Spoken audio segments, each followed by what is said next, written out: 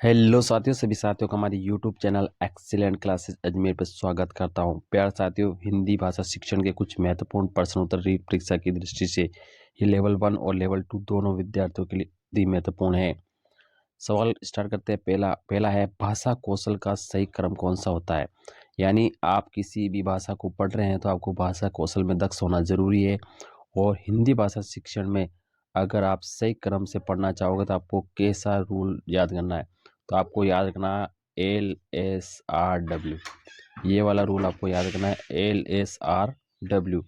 तो LSRW के अंदर सबसे पहले हमारा होगा श्रवण, सुनना, उसके बाद भाषण यानी बोलना, उसके बाद पठन यानी लेखन, और लेखन यानी लिखना। तो आपका ऑप्शन बे राइट रह जाएगा। ये आपका मनोवैज्ञानिक स्वाभाविक क्रम है। दूसरा सवाल है, हिंदी शिक्षण का अति महत्वपूर्ण सवाल है। कमजोर छात्रों के पिछड़े स्तर का पता करने के लिए आप कौन सा परीक्षा आयोजित करेंगे। यानी कक्षा में आपके कमजोर विद्यार्थी है तो आप पिछड़े स्तर को पता करने के लिए आप कैसा परीक्षण यूज करेंगे। तो आप नैदानिक परीक्षण यूज करेंगे। कौन सा परीक्षण आप यूज करेंगे? नैदानिक परीक्षण। ये वाला ऑप्शन आपका राइट रह जाएगा, यानी बी ऑप्शन आपका राइट रह जाएगा। चलते हैं अगले सवाल की तरफ।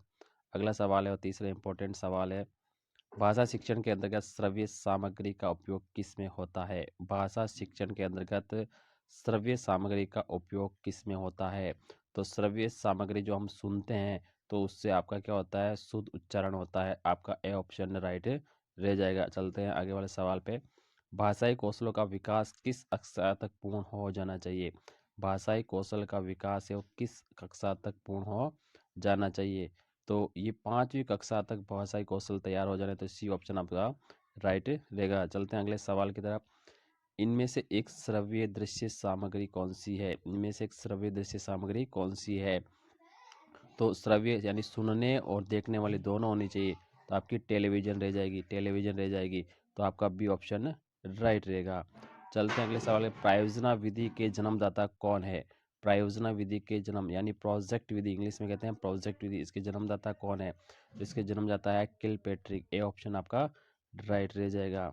आगे चलते हैं। उपचारात्मक शिक्षण का क्या अर्थ होता है। उपचारात्मक शिक्षण यानी रेमेडियल टीचिंग का मतलब क्या होता है। तो इसके अंदर क्या होता है, इसमें दूसरा ऑप्शन रह जाएगा शिक्षण जिसमें छात्रों की त्रुटियों का पता लगाना और उसमें संशोधन करना, ये ही आपका उपचारात्मक शिक्षण कहलाएगा। और अगर आप कारणों का पता लगाते हैं तो ये आपका निदानात्मक परीक्षण कहलाएगा। चलते अगले सवाल की ओर।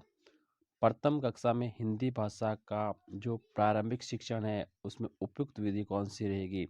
अगर आप छोटी कक्षा में पढ़ा रहे हैं, यानी पहली कक्षा के अंदर आप हिंदी भाषा का शिक्षण करवा रहे हैं प्राइमरी लेवल पर, तो सबसे उपयुक्त विधि कौन सी रहेगी। तो वो रहेगी चित्र पठन, यानी चित्रों को देख देख के आपको सवाल कराना। तो सी ऑप्शन इसका राइट रह जाएगा। चलते हैं अगले सवाल की तरफ।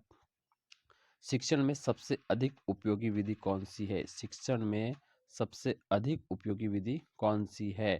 तो इसका जो राइट आंसर रह जाएगा, प्रदर्शन विधि है, प्रायोजना विधि है, योजना विधि है, उसके बाद में व्याख्यान विधि। तो सबसे बेस्ट विधि रह जाएगी आपकी व्याख्यान विधि। तो डी ऑप्शन आपका राइट रह जाएगा। चलते गए। पढ़ने की प्रक्रिया में सर्वाधिक महत्वपूर्ण क्या है। पढ़ने की प्रक्रिया में सर्वाधिक महत्वपूर्ण क्या है। पढ़ने की क्रमिकता, पढ़ने की कुशलता, वाक्यों की कुशलता, पढ़ी गई सामग्री का अर्थ ग्रहण करना, ये पढ़ने की प्रक्रिया का सबसे महत्वपूर्ण तरीका है। यानी आप जो पढ़ रहे हैं उसका आप अर्थ ग्रहण कर रहे हैं, तो इसमें डी ऑप्शन आपका राइट रह जाएगा। चलते अगले सवाल की तरफ। किस विधा के शिक्षण के समय आप मौन पाठन को सबसे ज़्यादा महत्व देंगे। मौन पाठन का मतलब होता है साइलेंट रीडिंग। साइलेंट रीडिंग में सबसे ज़्यादा महत्व किस में देंगे आप। कहानी बोलने में, कविता पढ़ने में, एकांकी बोलने में, निबंध में। निबंध लिखते वक्त आप क्या करेंगे, मौन रहते हुए आप उसको पूरी तरह से लिखेंगे। तो इसका डी ऑप्शन इसमें राइट रह जाएगा। चलते हैं अगले सवाल की तरफ और देखते हैं अगला सवाल हमारा कैसा है। हिंदी शिक्षक में कौन सा गुण आवश्यक है। हिंदी का जो टीचर है उसमें किस तरह का गुण होना चाहिए। तो हिंदी शिक्षक के अंदर कौन सा गुण होना चाहिए।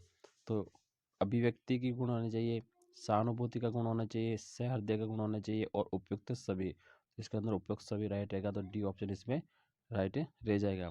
चलते अगला सब। प्रस्तावना में पूछे गए प्रश्न कैसे होने चाहिए। जब आप किसी पाठ को पढ़ा रहे हैं और आप प्रस्तावना पढ़ा रहे हैं सबसे पहले पाठ की, तो उसमें किस तरह के प्रश्न होने चाहिए।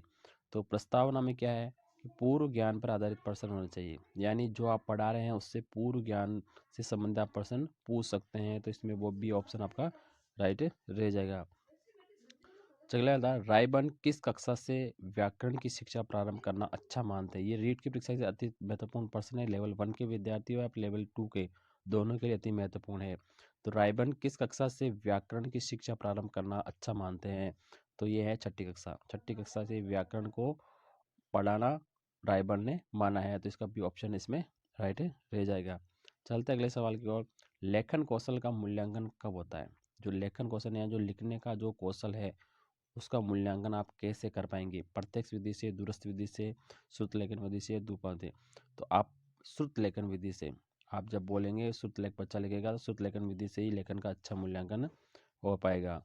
चलते हैं अगले सवाल की। कौन सी विधि छात्रों को सीखने में अधिक लाभप्रद होती है। छात्रों को सीखने में सबसे ज़्यादा लाभप्रद कौन सी विधि होती है।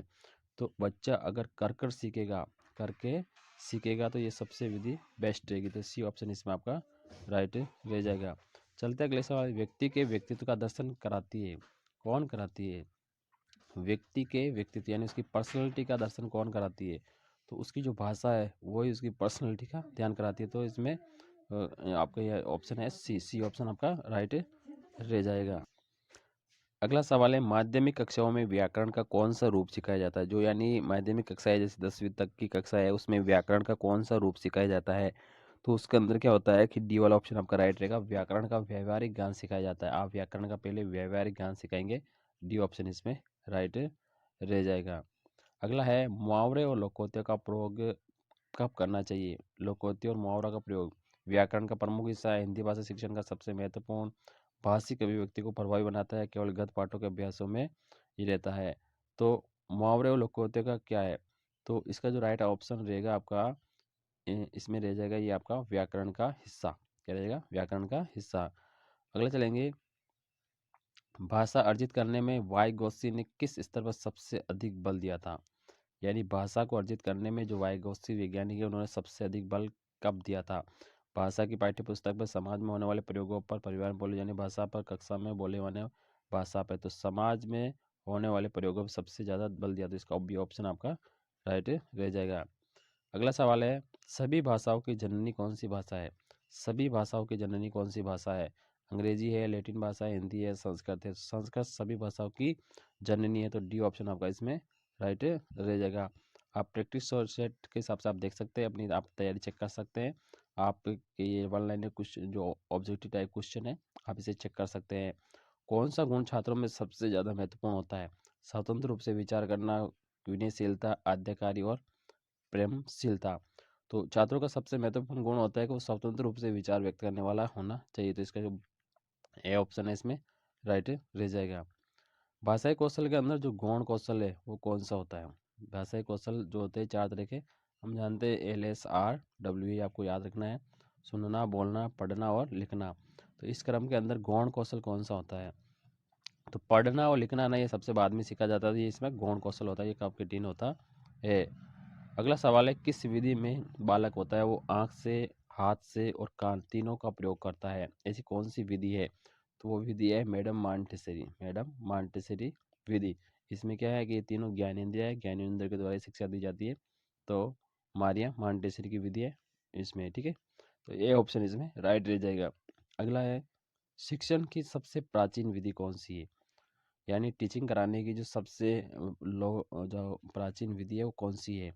तो सबसे प्राचीन विधि है व्याख्यान विधि। तो ए ऑप्शन इसमें क्या हो जाएगा, राइट रह जाएगा। अगला सवाल है निम्नलिखित में से कौन सा शिक्षण सूत्र नहीं है। शिक्षण जो सूत्र होते हैं 5-7 तरह के होते हैं शिक्षण सूत्र, उसमें कौन सा नहीं है। मूर्त, समूर्त है, ज्ञात से ज्ञात, विश्लेषण से संश्लेषण, अनुकरण से अभ्यास।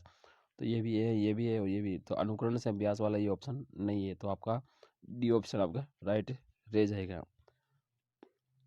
अगला है भाषा का प्राथमिक रूप क्या है। भाषा का जो प्राइमरी रूप क्या आता है। सांकेतिक, व्याकरण, लिखित है। इसके अलावा चौथा ऑप्शन है आपका मौखिक। तो प्राइमरी होता है सांकेतिक। कौन सा होता है, सांकेतिक। अगला है एल.एस. वाइगोत्स्की के अनुसार आप क्या कहेंगे। वाइगोत्स्की के अनुसार भाषा चिंतन एक दूसरे के स्वतंत्र रूप से विकसित होते हैं। तो ये इसका ऑप्शन सी ऑप्शन आपका राइट रह जाएगा। अगला सवाल है, शिक्षण विधियों में ज्ञानेंद्रियों की शिक्षा पर विशेष बल देने वाली विधि कौन सी? अभी यहाँ सवाल आया था ज्ञानेंद्रिय यानी आँख कान नाक से कौन पढ़ता है, तो कौन सी विधि में होता है, वो है मॉन्टेसरी पद्धति। तो आपका बी ऑप्शन आपका इसमें राइट रह जाएगा। अगला सवाल है, निम्नलिखित किस विधि द्वारा विद्यार्थियों को मौखिक अभिव्यक्ति में प्रेक्षित किया जाता है? मौखिक अभिव्यक्ति किस में की जाती है? तो मौखिक अभिव्यक्ति किस में की जाती है? प्रश्नोत्तरी विधि के अंदर। तो ये ऑप्शन इसमें राइट रह जाएगा। तो ये 30 से हिंदी शिक्षण के इंपॉर्टेंट 30 सवाल थे। इसमें आपके कितने सवाल राइट रह रहे हैं आप इसमें कमेंट बॉक्स जरूर बताइए। और रीट की तैयारी आपकी कैसी चल रही है? आप पहले L1 के विद्यार्थी है या L2 के विद्यार्थी है, और आपको किस तरह के ऑब्जेक्टिव क्वेश्चन चाहिए, ऐसे भी आप कमेंट बॉक्स से संबंधित वीडियो हम आपके लिए बनाएंगे।